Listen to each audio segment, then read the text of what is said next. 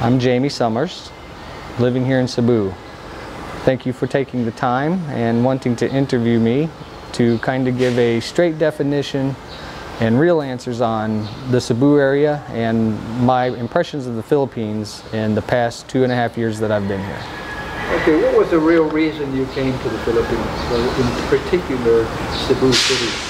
The real reason I came to the Philippines is I've got family members, a brother and a nephew, that are married to Filipinas already.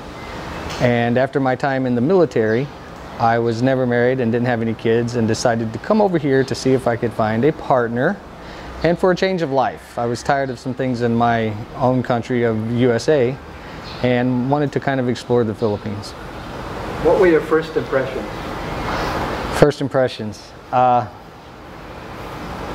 They were a little bit skewed because it took me 55 hours from Alabama to get here. So when I hit Manila, I had a 13-hour layover and went to Dumaguete originally and then took a fast craft boat up to Cebu. But my first impressions were that it smelled a little funny, different than the United States, but the people were so friendly and so kind. So have those first impressions now changed, and why? You know, they have changed in a variety of reasons. Some good, some bad. Overall, my impressions are a lot better than what they were when I first got here. Of course, when you get here, you don't know what to expect. And even though I had kind of planned for this trip, I had planned for almost 2 years. When I got here, things did not go as planned as one would hope sometimes. And my initial impression when I got here was that it was extremely hot, extremely dirty, but the people, the values and the culture of the people were extremely soft, extremely friendly, and extremely laid back. It's very easygoing here. And you know, unless you're in the big cities, crime is very low. Family is very important to these people here. And I'm very much proud to have good friends here. Filipinos are very loyal companions for the most part, good friends. And it's like any other country though. You're going to have good people and you're going to have bad people. But my first impression was really a great place. So that's what kept you staying here so long, right? Yeah, basically the reason I've stayed here as long as I have, and I can plan to stay here, you know, indefinitely. I just love the way of life. It's so much easier economically. It's about on comparison with the United States. So I can't say I came here to save money because I did not. My reasons for coming here were mainly to find a partner, to try and build a family, and to have old school values. I'm Catholic. So religion is not, you know, my #1 priority for coming here, but it is something on the list. It's important to me, and I like to have those values in a wife or girlfriend and a family. What about the cost of living? Is it as cheap as they say it is? Can you really live on $700 a month? You know what? Speaking of that, I have seen things on the internet, and as everybody has that comes here, I've seen a lot of questions on YouTube. I've never been a part of a video on YouTube before, but I have watched quite a few. The situation with finances is not exactly what they say it is. If you go through some of the most common links or search engines or pull it up on Google, you're going to find now that some things are not as cheap as they say they are. Some things are much cheaper than what you would have expected, but as a whole, if you are coming here to live on $700 a month, you are going to struggle. My best thing to tell you is if you are an expat from the United States, don't consider the way you're living there because it's totally different here. Do not expect to go from there to here and live like a king. It is simply not going to happen when they tell you that. The reality is when you go through the stores, and like you and I talked before, and I showed you some things, you know, in the actual grocery stores and in the 7-Elevens and stuff. Perfect, for instance, is Coke. You know, a 1.5 liter of Coke is $2 here. Things are much cheaper in America. If you're going to live like a Pinoy, yes, you can live on $700 a month, but don't plan on running your aircon 24/7. Don't plan on living in a high-rise apartment for, you know, $100 a month. That's just not realistic when you come here. And what can you say about the girls you've met so far in your hunt for the perfect wife? The people.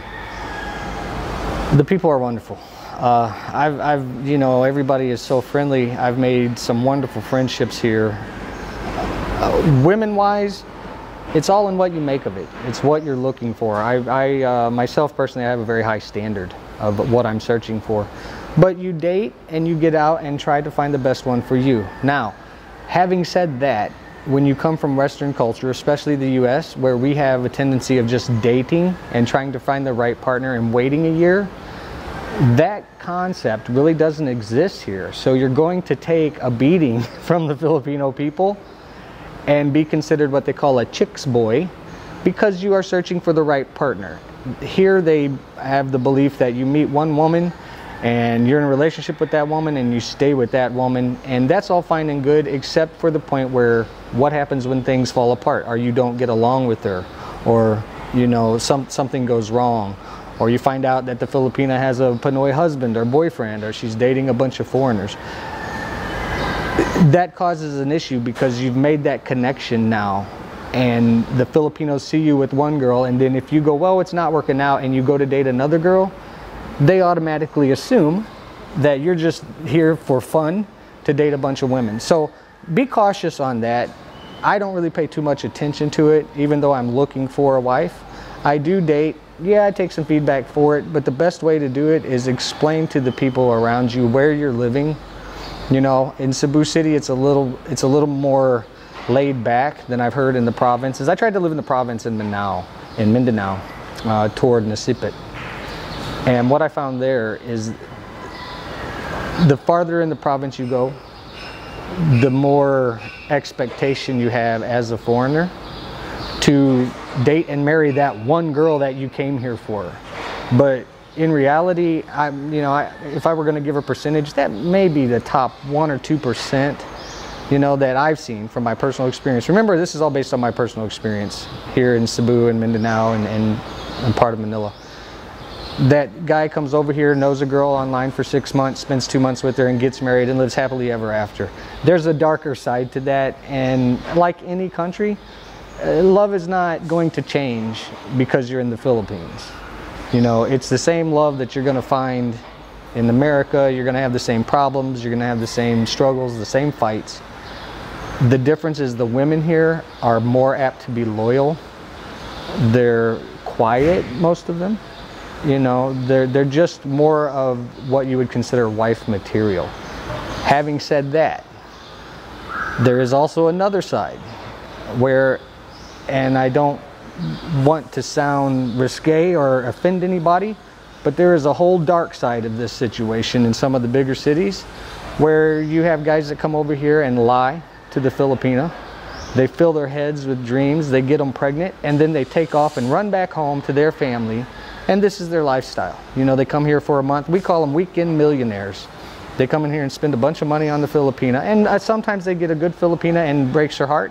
And now she's turned bad and she's going to hold it against the next foreigner she dates. They become spiteful. So, again, it's one of those things where if you're coming here to find the perfect woman, chances are it's not going to happen.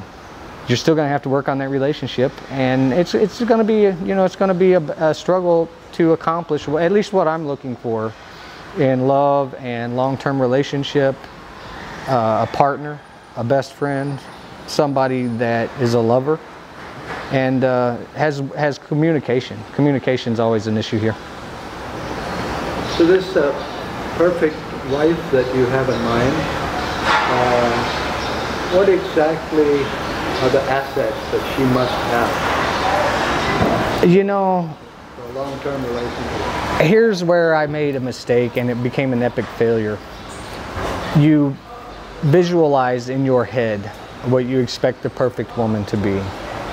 And make no mistake, while these are some of the most beautiful women, and of course the age gap is very different here. It is nothing for a 25-year-old woman to date a 60-year-old man, a foreigner. You know, it's common here. You're still going to have the issue of trying to find what's best for you. Now, personally for me, I believe in loyalty. I'm from a Catholic background, so I believe in marriage. You know, divorce is not something that's common here. And so it's a good fit for me. I haven't gotten married yet because I haven't quite found that woman that puts zing in your step. You know, I've met a lot of good girls here that I've dated, but not the one that rises above all others that you have no doubt. How do you find those girls? Where do you look? You in particular? Me in particular, you know, I've been to the disco twice in the past 3 years. I don't go out late at night. I don't go to the bar. That is not my scene. That was not my intention to come here. I go to St. Teresa's Catholic Church right down the road. But again, they say, oh, well, go look in church. That's good, but nuns don't get married. And a lot of times when you're in church, they're there for a reason. They're there to worship their God. They're not there to date, you know. So that myth too is kind of needs to be debunked. Going to the mall, let me recommend to you not to do that, because what you're going to find here is there are working girls at the mall that you would not know what they do for a living until they approach you later on that evening wanting money. I was taken back by it. It's not something that happens in my country. So the best way that I've found to meet women is to make guy friends, Filipino guy friends, because they have sisters and they have cousins and they have neighbors. And get out and meet the people. Don't be afraid to get out and be a part of the community that you live in. I see so many foreigners that when they get here, they're afraid to talk to the Filipino people. But stop, make an effort, talk to the older people. These people here are so friendly, it's amazing. Well, what do you have to offer a woman? You know, I'd have to let that woman decide. As a military background and somebody that has been through previous relationships, I kind of know what I'm looking for and what I'm willing to give each in particular woman. You know, there are women here that if you're looking for a maid to cook and clean, don't come here for that. You're not going to find that woman here anymore. In the 70s, when my brother married his wife, you know, and the internet hadn't come on the scene yet, it was different. You had that type of woman that wanted stability and security. But now it's the Philippines, especially in the bigger cities, is becoming where these younger girls are working, they're going to college, they're doing something with their life, and they're not going to tolerate you treating them like a slave. If they do, it's because they truly love you, but even then they're not going to put up with it that much. You know, if you're going to ask me what I have to offer a woman, I can't give you a direct answer on that. I could sell myself 1 billion times over, but it's for that woman to decide, hey, that's a kind gentleman, you know. What I find works here is be a friend first. Don't look for a wife for the night. My picture in my head was I was going to come over here and meet the first woman I met on an internet dating website and get married, have kids, and live happily ever after. That didn't happen, my friend. That did not happen. And so I just let them decide. You know, if the personalities match and they like a particular man that's a certain way and I'm not that, then we part ways as friends. And I wish them the best of luck, and you know, go to the next one, and eventually you'll find one. The church I go to, the gentleman here that is the property manager of the complex I stay in also goes to my church. And he told me several years ago, he knows another American gentleman that came over here and it took him 5 years before he actually found his wife. So the reality is it can take some time, you know. My hat's off to the gentlemen that come over here and get married to the first woman they meet online and it works out. But from what I'm seeing, that's not always reality here.